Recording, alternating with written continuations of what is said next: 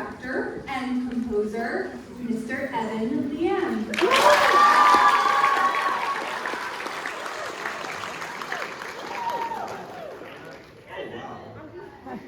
That's a lot of people. So, hi guys, I am a senior. My name is Evan Lian. I'm the composer, lyricist, librettist, and head director of this musical. So, what you're about to see is, it says 4 months on the playbill, but in reality it's more like 2 months because someone was procrastinating a lot. Anyways, but this amazing cast and crew of 14 high schoolers and one middle school actually, Greta A-Rock, and we were able to fit 15 rehearsals in this busy time of year in between all the Mean Girls rehearsals, which whoever's seen it over the past weekend, wasn't it fantastic? Yeah! It was pretty good. Not because I'm the principal. Anyways, but without further ado, the playbills that are currently in your hand is the work of Becca Jones, not me. So, and all the beautiful design and the props you're gonna see, the costumes you're gonna see were designed and sometimes purchased by Joseph Tricarico, and I cannot thank these people enough for helping me with this process because this is not a one-man task. When I say it's not, it's not. And when I tell you, 2 hours before, right now, I was still working on the third number. I'm not joking either. So, without further ado, welcome to the Boston Massacre Trials, a one-night musical.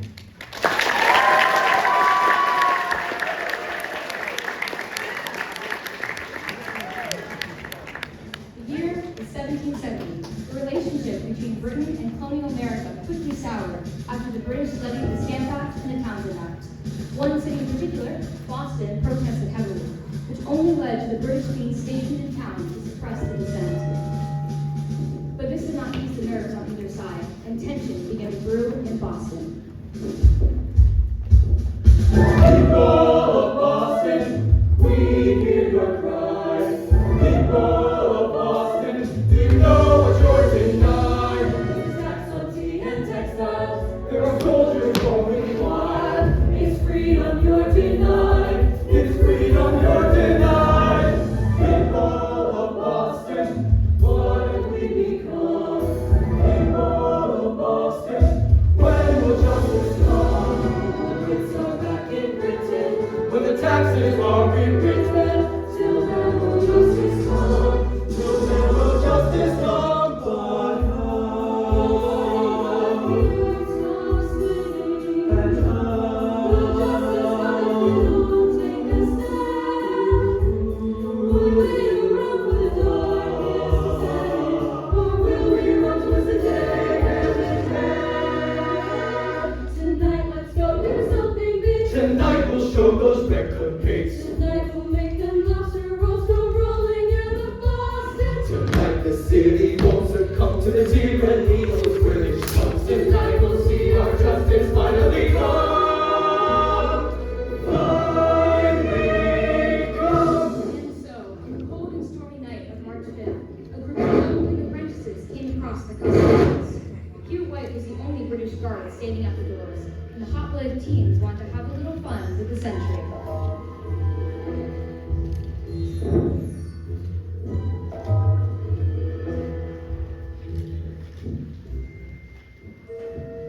Well, well, well. What do we have here? A little long lobster. Go home, not appear, and no one is near. Steer your rear back to your mommy dear, and go cry in her ear. Soon they began to push him around. White tried to fend them back with his weapon, but it was no use. Overwhelmed, the soldier called for help. Stay back! Stay back! Bostonians began to flood the area with torches and clubs. Stand your ground. The British captain Thomas Preston tried to calm the crowd, Come home. but it was no use. The riled mob would not listen to him. Why don't you fire? Fire! Don't fire! Don't fire! Don't fire! Don't fire! Don't fire! Don't fire!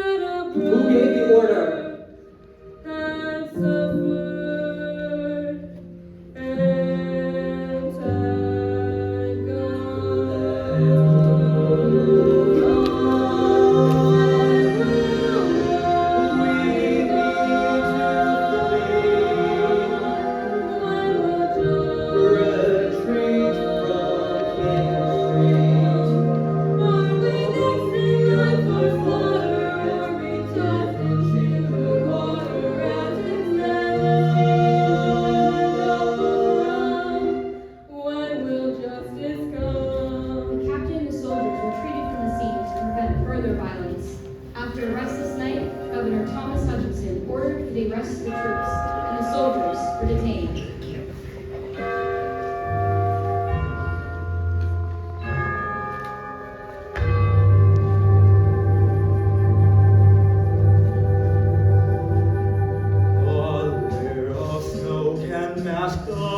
They cannot hide the tensions in the neighborhood. Good people, listen to me. Calm yourselves, I do beseech. We will try them in a court. Chaos offers no resort. Good people, listen to me. Trust the law that I do plead. Lady Justice will arrive with what we can deny. People of Boston, there will be a trial. People of Boston, no stalling through the dark. Unless we'll get our dues. It's true, it's coming soon. It'll go 1,000 miles until it reaches the Isles. But justice takes a Justice to it, Boston style.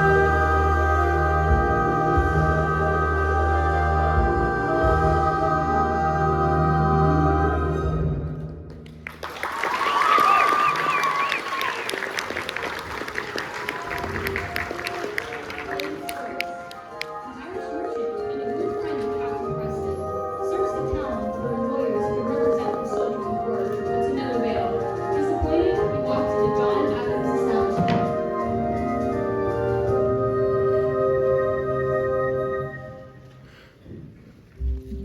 Mr. Forrest, how may I assist you? Mr. Adams,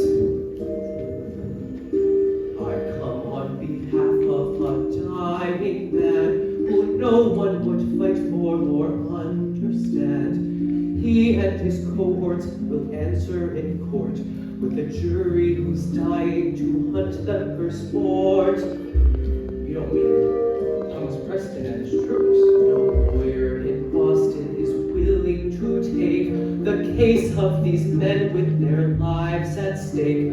They say that it's fair, they say it's deserved, and now Mr. Adams, will you pick up this burden? James, this ask is impossible. Now Boston is wanting, let's tally on knees, and eye for an eye, posed by Hammurabi. Facts are facts, Forrest. Everyone knows that 3 men went down by their arms in the snow. Please, Mr. Adams, give their last hope.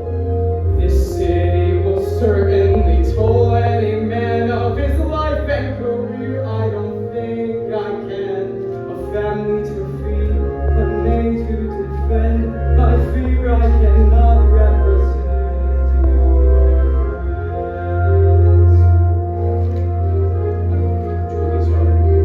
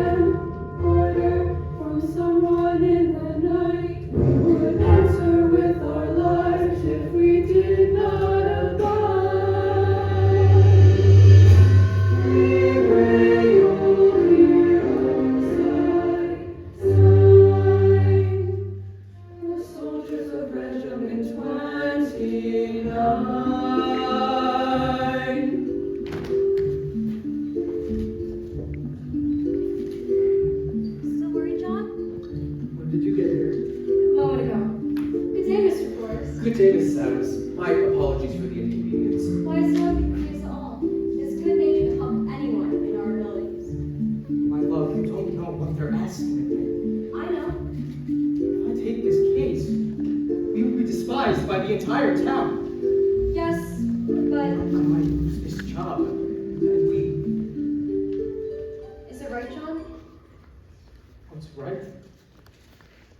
In their eyes is right, the truth much right. In their eyes, it is wrong if I take the other side. Why bother what's righteously wrong? Why bother what's wrongfully right? The people of Boston are lost in a river of spite.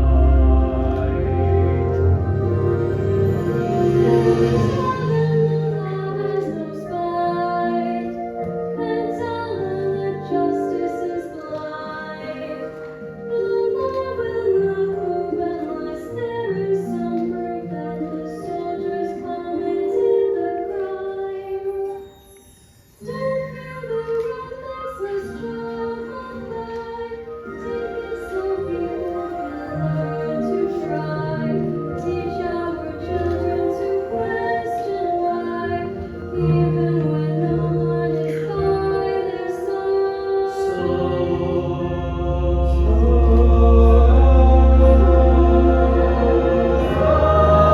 Should I do what's righteously wrong, or do what's wrongfully right? Should I pick up this burden, or run to the burden that's innocent lives are right? Should I do what's righteous, or do what's wrongfully right? Will you set an example, or leave it in shambles on how you live this life? So what say you?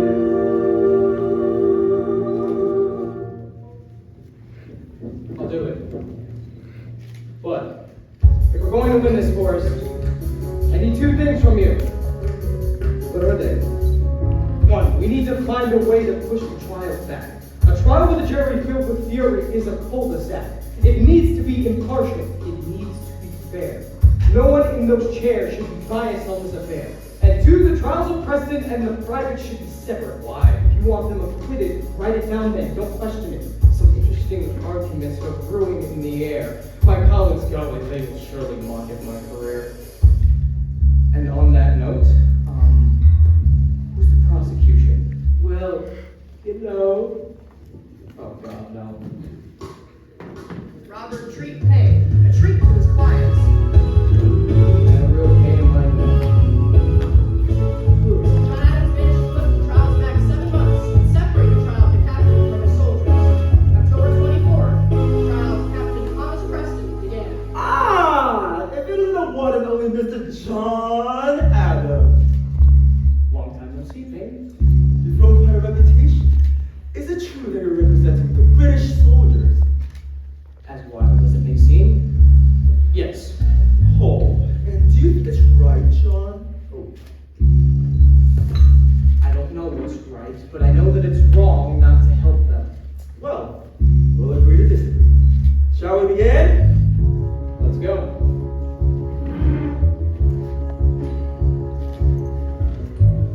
Massachusetts Superior Court Adjudicature is now in session. Calling on the incident on March 5th, King Street. Officer of the day, Thomas Preston, and whether he gave the order to fire. Prosecution, are you ready? Your Honor, ready is my middle name. Would you please try and take this seriously, Mr. Payne? You may begin. People of Boston, need I say any more about this gentleman, the British Captain Thomas Preston, aka the demon in the night, who smited 5 people with a mighty call, and all of Boston knows he's responsible for the Scarlet Sun. So, before the city's eyes, justice will be brought to our brothers who died. Thank you, prosecution. Defense. People of Boston, there is one thing that's undeniable. Lives were lost. It's unchangeable. As jury, our battle is to separate the facts and leave the radical ideas with the jacks. So, I beg you to consider that justice is blind, though it might be bitter. We need to trust the law, or this might be our fault. That's all. Thank you, defense. Prosecution, please call the witness. Mr. Daniel Caleb. Your Honor, I was present at the night of the incident. The moon was bright. I was vigilant. The man who gave the order to attack had a crimson coat and a silver lace hat. Is this the man you saw that night? Well, I guess that is the officer I recognize the sight. Objection! Speculation! Stay. Mr. Caleb, are you certain that the current man before you is the captain? Yes, the moon was on his face, certainly the captain. Was it a full moon? Objection, leading question? Overruled. I believe so. Was it snowing? It was cold. Snow had settled me again in fall when I came. It was snowing. Objection, ask the answer? Snow, mob, flame ablaze. I wonder if you truly saw the captain's face. The moon was waxing, not at full, so I doubt that your statement is true. That's all. Thank you. Defense. May I call your witness? Mr. Newton Prince? I was at the front of the line. The captain tried to call all the people of Boston. He was standing tall in the middle of the soldiers, but I never heard him give the order.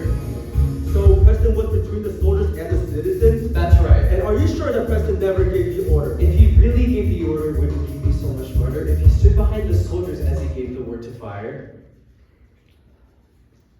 No further questions, Your Honor. Now, people of Boston, please think of what is reasonable when given the evidence before you. If you believe that the defendant is guilty, please raise your hand. If you believe the defendant to be not guilty, please raise your hand. The court has found the defendant not guilty. Trial is adjourned. Adam! This is the one chance to get back at the British for all that they've done to us. They need to learn a lesson. Can't we get our justice for once in our life? What you want right now isn't justice, it's revenge. If anyone should know that better than anyone, it should be you. Besides, this whole mess is the king's fault, not the soldiers. Well, how are you going to defend them? They opened fire on the civilians. As lawyers, it's our job to separate the facts from the feelings. That's impossible. They always work in tandem. I have to go. November 27th, the second trial, the trial of the soldiers in the air. The Massachusetts Superior Court of Judicature is now in session, again, calling on the incident on March 5th on King Street regarding officers of the 29th Regiment of Foot and whether they are guilty of murder. Prosecution, please begin. People of Boston, the truth is that 5 men died, and you're looking at the eyes of those who fired them. I ask not for some unfair trial or anything, but a simple fact and a simple answer. Did these soldiers fire on civilians? I ask justice to be brought to our brothers. Thank you. Defense, please. People of Boston, Mr. Payne is correct. Facts are stubborn things. Whatever be our inclinations, our wishes, or the dictates of our passion, they cannot alter the state of facts and evidence. However, among those facts, there may be underlying reasons behind them, and I ask you now to consider them. Thank you. Prosecution, call your witness. Mr. Richard Palms. Your Honor, to the best of my remembrance, I saw Kilroy Montgomery. That night, hundreds of Bostonians surrounded these 7 or 8 soldiers, throwing ice and rocks at them.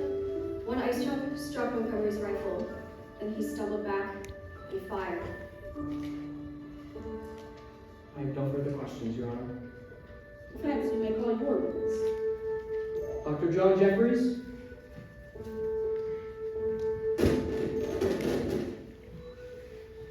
Good day, esteemed members of the court. I am the surgeon of the late Patrick Carr, who unfortunately passed a few hours after the incident. I've come to testify on his behalf. He believed the soldiers should have fired a long while ago. Had they not, it's quite likely they would have been the ones lying in the scarlet snow. He did not blame whoever did it, as it wasn't their choice. Thank you. Thank you. Closing statement. Defense. People of Boston, we have been so focused on the facts and the evidence throughout this entire process that we have neglected one very important thing: empathy. You see, empathy is what makes us human and not machines. Suppose that you were a soldier on the night of the incident.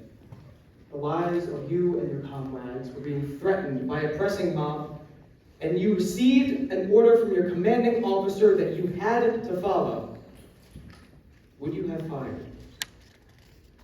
We, as the defense, believe that the soldiers held no other choice and fired out of self-defense. And we ask you now to find them not guilty. Thank you. Prosecution. Closing statement. People of Boston, the nature of this case is simple. Did these soldiers fire on civilians? I think the answer should be evident. But now, consider the precedent it will set. Are we to succumb to more British tyranny? Are we to wait until Britain sends battalions, divisions, corps to our colonies and suppress what is rightfully ours? Are we to wait around until another massacre happens and more lives are lost? That's why we need to put a stop right here, right now.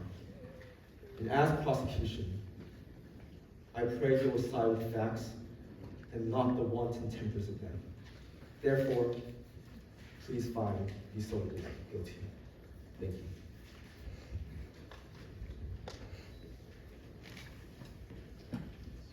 Regard the evidence with reason. If you believe these defendants to be guilty, please raise your hand. If you believe them to be not guilty, please raise your hand. Historically, 6 of the 8 soldiers were found not guilty. However, 2 of the soldiers, Matthew Kilroy and Hugh Montgomery, were found guilty, but not of murder, of manslaughter. Considering it was their first offense, only their thumbs were branded, instead of being sentenced to death. The court has decided. Court is adjourned. Congratulations. Your arguments were well made. It was close. You weren't that bad yourself. But do you really believe that we fought for this right? As a Bostonian, no. But as a lawyer, yes. I suppose we both fought for justice. Well, that choice is never easy. It may be hard. It may be rough. You will face the gaze of others who are ignorant enough. Some say we're tough. Some play along. Some will laugh at our naivete and say what we fight for is wrong. It's easier to blend in the crowd than to raise your voice and speak out loud when you're